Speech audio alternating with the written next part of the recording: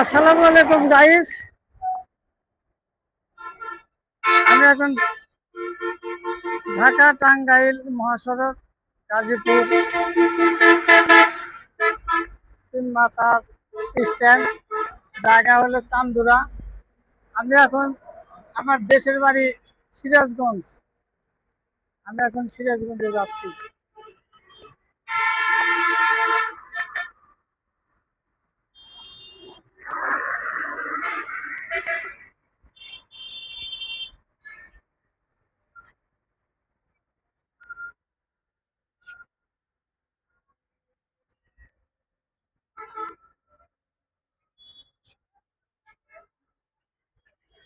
যে দক্ষিণ দিক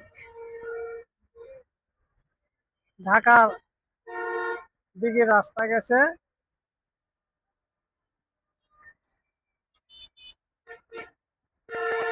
আর এই দিকে গাজীপুর।